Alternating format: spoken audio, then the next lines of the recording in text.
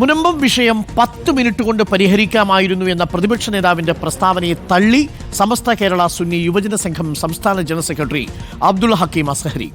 സാമുദായിക വിഭജനത്തിലേക്ക് ചർച്ചകൾ കൊണ്ടുപോയി പെരുപ്പിച്ചൊരു കാര്യത്തെ ഒറ്റ ദിവസം കൊണ്ട് തീരുമാനമെടുക്കുന്നത് ശരിയല്ല.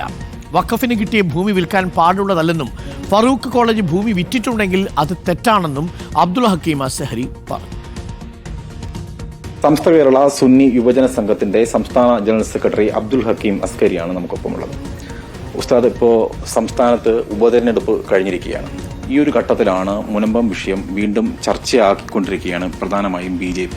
സർക്കാർ ഒരു ജുഡീഷ്യൽ കമ്മീഷനെ നിയോഗിച്ചതിന് ശേഷവും കഴിഞ്ഞ ദിവസം അടക്കം BJPയുടെ സംസ്ഥാന അധ്യക്ഷൻ K. സുരേന്ദ്രൻ ഈ വിഷയത്തെ കടുപ്പിച്ചുകൊണ്ട് വരുന്ന ദിവസങ്ങളിൽ വലിയ തോതിലുള്ള സമരങ്ങളുമായി മുന്നോട്ട് പോകുമെന്നുള്ളതാണ് BJPയുടെ ഭാഗത്തു നിന്നുള്ള നിലപാട്.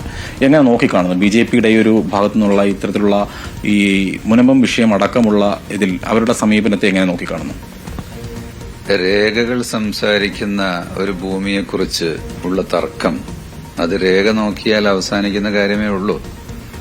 അപ്പൊ ഒരു സ്വത്തിന്റെ തർക്കത്തെ മറ്റേതെങ്കിലും രൂപത്തിലേക്ക് പരിവർത്തിപ്പിച്ചു കൊണ്ടുപോകേണ്ട ആവശ്യമില്ല. ഇതൊരിക്കലും മതങ്ങൾ തമ്മിലുള്ളൊരു തർക്കമേ അല്ല. അപ്പൊ അതിനെ ആ നിലക്ക് തന്നെ കാണേണ്ടതാണ്. ഇങ്ങനൊരു വിഷയം ഉടലെടുത്തപ്പോൾ തന്നെ പ്രതിപക്ഷം അടക്കം ലീഗ് അടക്കമുള്ളവർ പറഞ്ഞത് ഒരു 10 മിനിറ്റ് കൊണ്ട് പരിഹരിക്കാവുന്ന ഒരു വിഷയമായിരുന്നു. സർക്കാർ അത് മനഃപൂർവ്വം വൈകിച്ചു എന്നുള്ളതാണ്. കഴിഞ്ഞ ദിവസം അടക്കം VD സതീശൻ ആ ഒരു നിലപാട് ആവർത്തിക്കുന്നുണ്ട്. കാരണം ഇത്തരത്തിൽ ഉപതെരഞ്ഞെടുപ്പ് വന്നപ്പോഴും RSSനും BJPക്കും വേണ്ടിയിട്ടുള്ള അല്ലെങ്കിൽ അവർക്ക് വേണ്ടിയിട്ട് ഈ ഒരു വിഷയത്തെ ഇട്ടുകൊടുക്കുകയാണ് സംസ്ഥാന സർക്കാർ ചെയ്തതെന്നുള്ളതാണ്. ഒരു രമ്യമായി പരിഹരിക്കേണ്ട വിഷയം ഇത്തരത്തിൽ വളരെ വലിയ തോതിലൊരു വൈകിച്ചു എന്നുള്ളത് സംസ്ഥാന സർക്കാർ വൈകിച്ചു എന്നുള്ളൊരു നിലപാടുണ്ടോ? അങ്ങനെ കരുതുന്നുണ്ടോ?